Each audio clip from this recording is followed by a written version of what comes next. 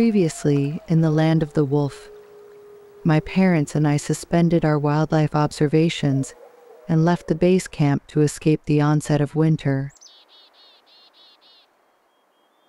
However, our story with the Manitous Pack is only just beginning.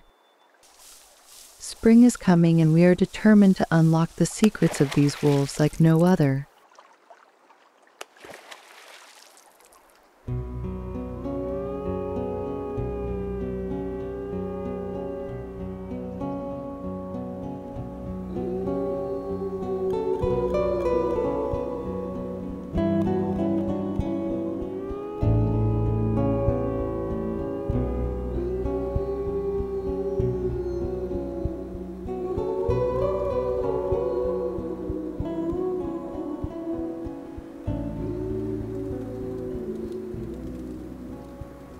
The land of the wolf in winter, bitterly cold, alone,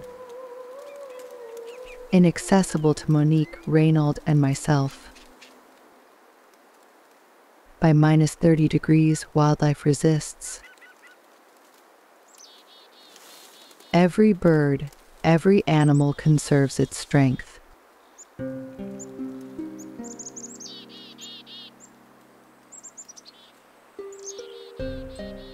Everything remains frozen for months, waiting for spring.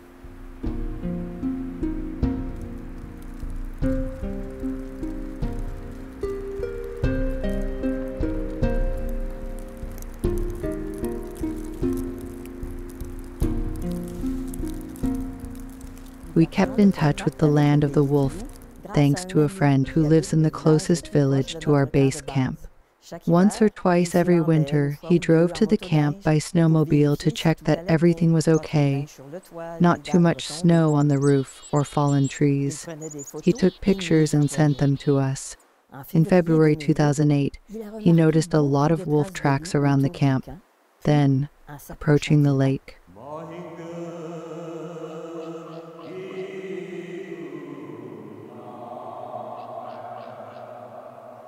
Around the end of March, our friend had the chance to photograph a member of the Manitous Pack quite closely.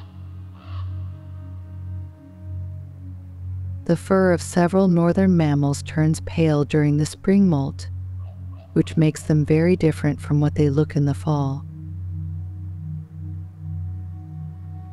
This wolf looked like Jimmy, but we could not be sure it was him.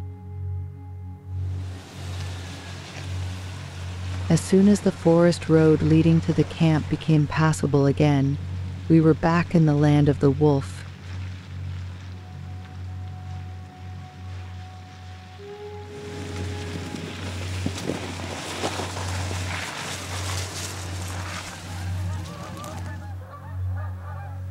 Each spring, our first task was to make the camp and its equipment functional. This lifestyle has taught us what voluntary simplicity means.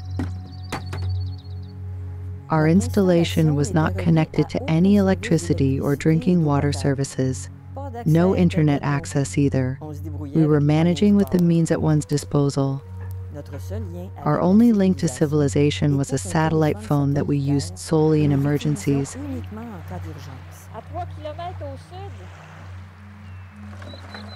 The day of our arrival, we barely took the time to admire the lake.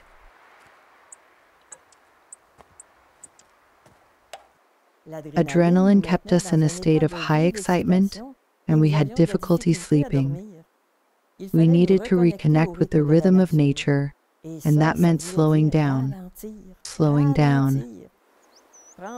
taking the time again to listen, watch and feel the wild world around us.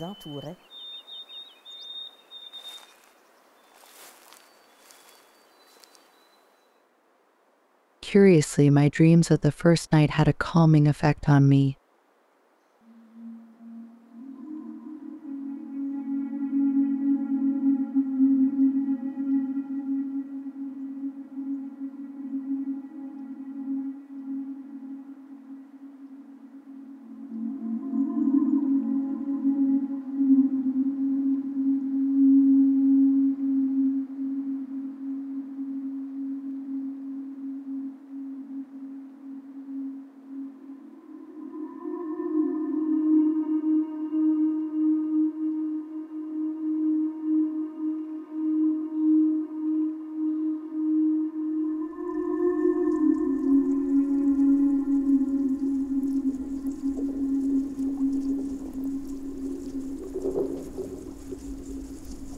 Unusual sounds take me out of the dream world.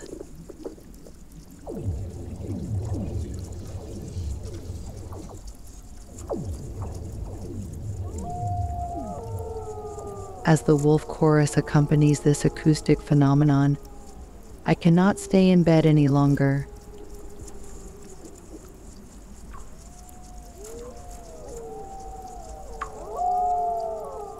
The lake sings due to the alternating freezing and thawing of its ice.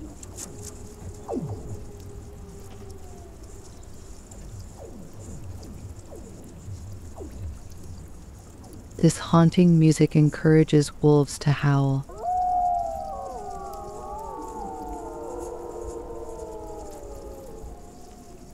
I feel them nearby, hidden in the darkness.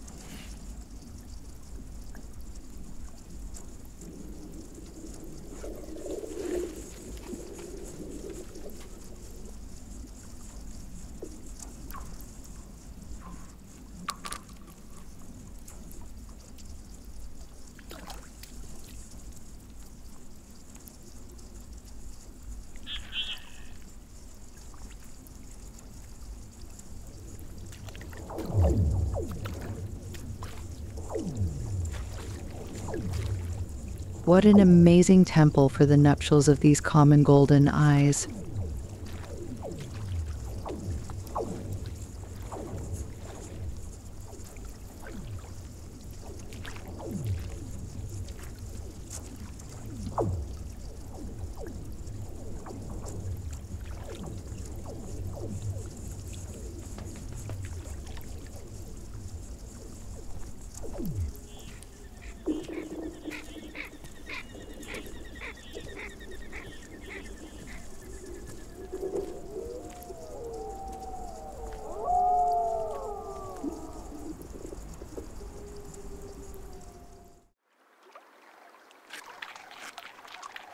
Spring is a great time for wildlife viewing.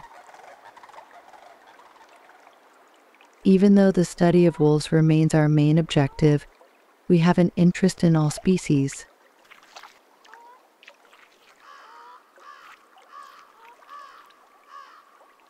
Some migratory birds, such as sandhill cranes, arrive while snow still covers the ground.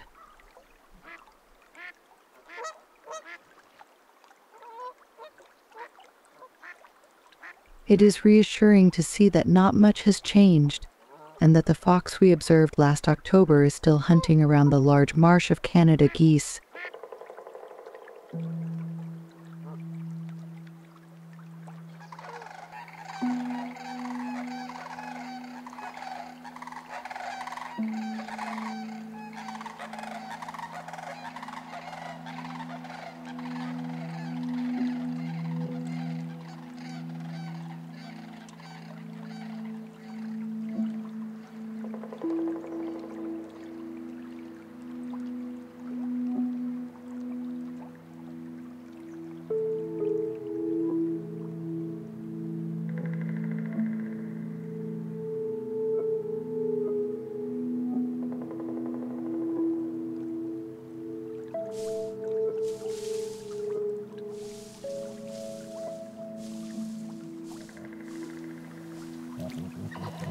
The mating season is in full swing among river otters.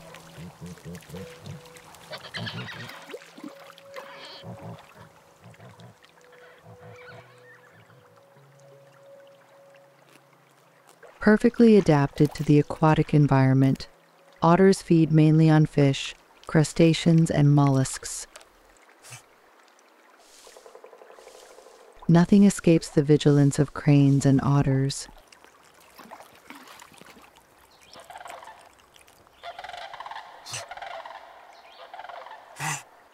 This one spotted a danger. A handsome Canada lynx.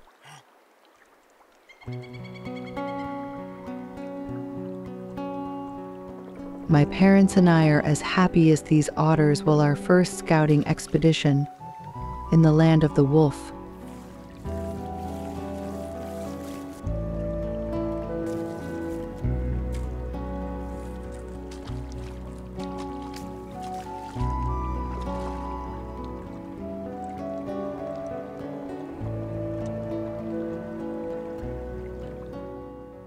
Our nearest neighbors, weighing more than 10 kilos, were beavers established in the western bay of the lake, a 5-minute walk from our camp. Discreet neighbors whom we called the Chubby family. It was a pleasure to see them again each spring.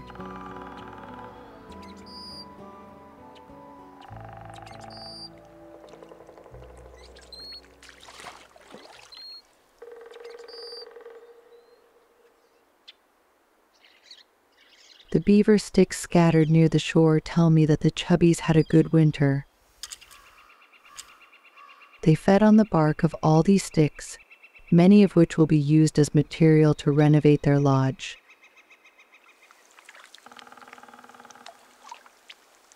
The thin ice that forms during the night hinders the activities of beavers.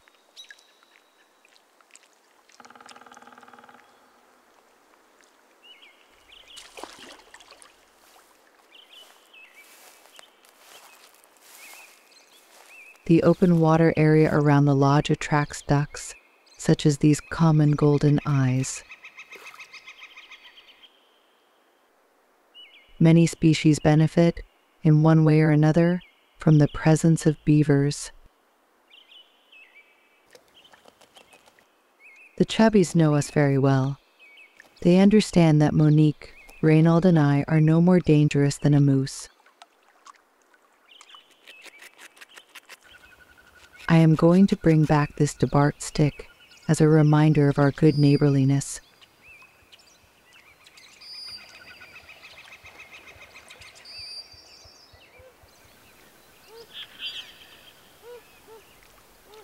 A beaver family often includes members of several generations, as in wolves and humans.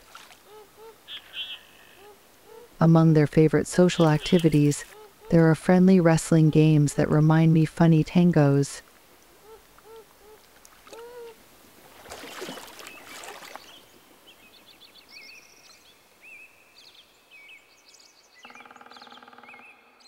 Chubbys Bay is for us a prime place for observation.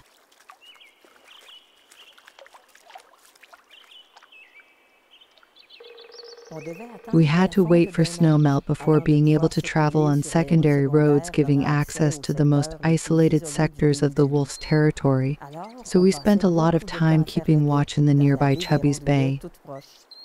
We could even take turns there so as not to miss something, especially when we knew that the Manitous were prowling around.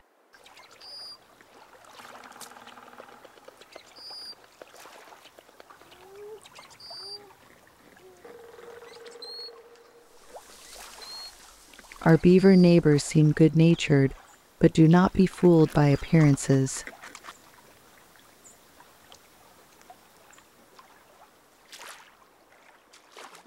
To ensure its safety, each member of the Chubby family has learned how to thwart the ambushes of its main predator, the wolf.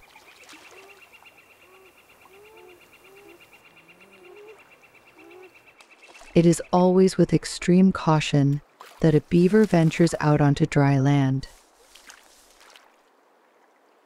Rule number 1: facing the wind to smell the scent of a possible predator in ambush.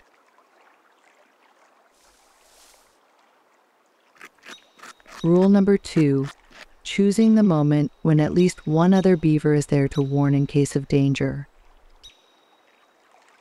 Rule number 3: always taking the warning calls of the American robin seriously.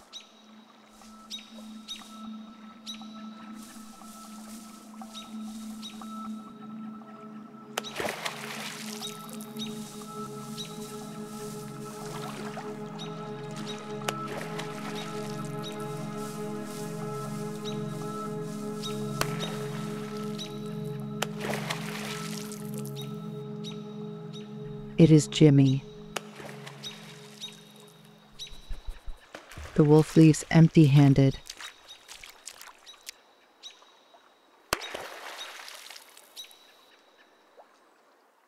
The lakes lost their ice cover a few days later. Then the snow melt finally allowed us to drive on the secondary roads. I found Jimmy about 10 kilometers from base camp in an old logging area. He had no fear of me even though I was on foot.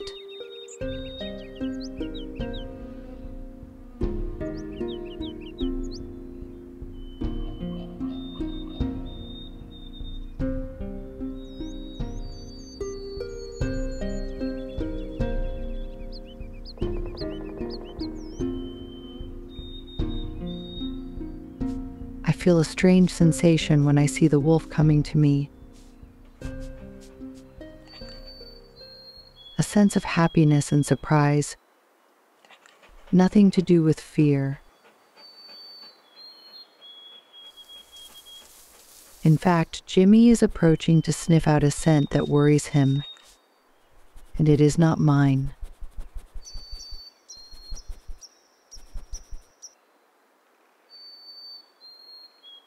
I don't know why the wolf watches this big black bear with such an insistence, to the point of climbing on a mound of forest residues.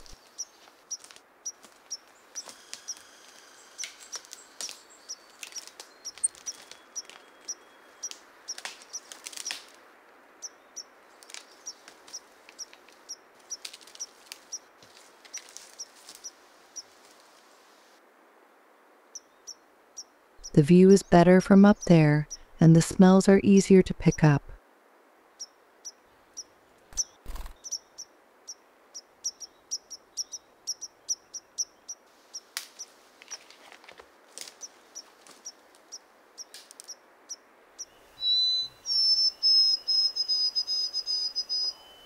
Why on earth is Jimmy so concerned about that black bear?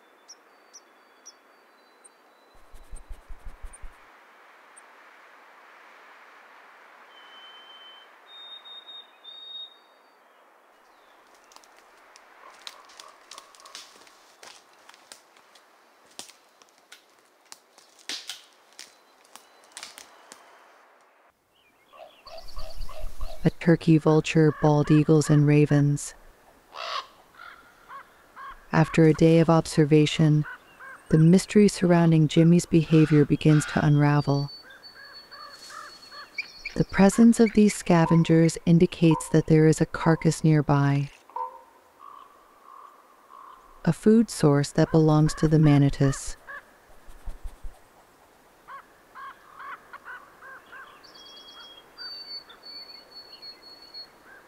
Jimmy appears to be the guardian, but there are possibly other wolves around.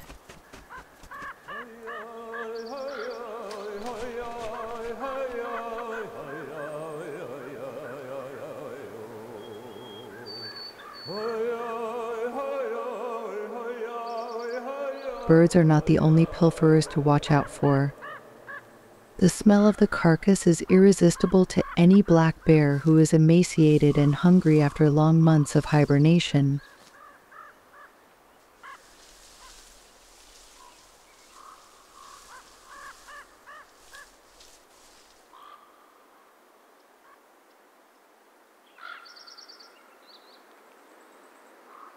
If it were up to him, this bear would trade grass for protein gladly. A single wolf could not prevent it. His lack of combativeness suggests that he fears the wrath of the pack. Jimmy would not be alone then.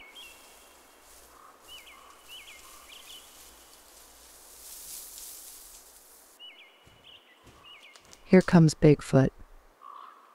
Parts of the carcass having been buried higher up, the probable leader of the Manitous Pack marks the spot.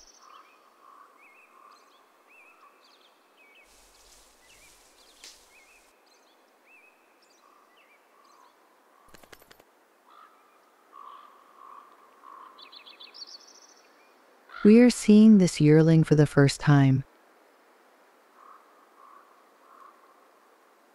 It dares to show itself only because its elders do.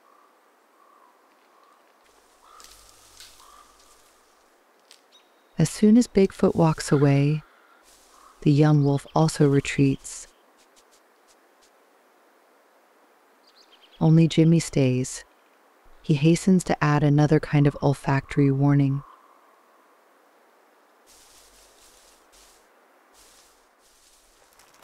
After a few days of watching, we realized that the Manitous came to feed mainly at night, perhaps because the warm weather encouraged them to adopt nocturnal habits, or simply because there was not much to eat on the carcass. When the wolves left the area, we were able to go in search of clues without risking upsetting them.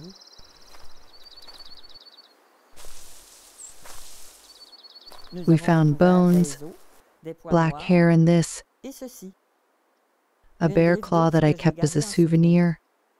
Either the wolves had taken down a sick, injured, or weakened black bear, or the pack had found it dead. The bear could also have been killed by a cannibal congener from whom the Manitous had subsequently stolen its prey. We will never know.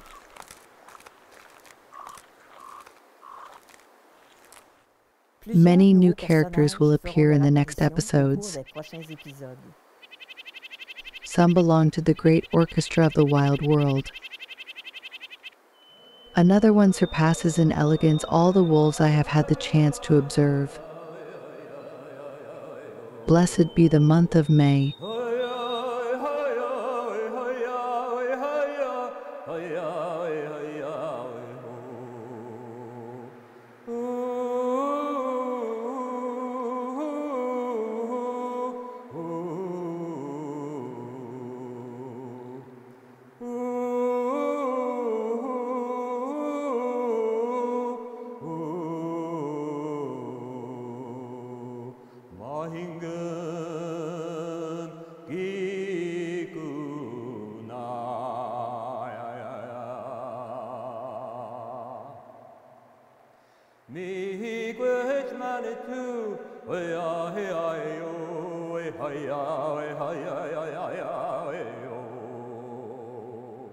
Then again, my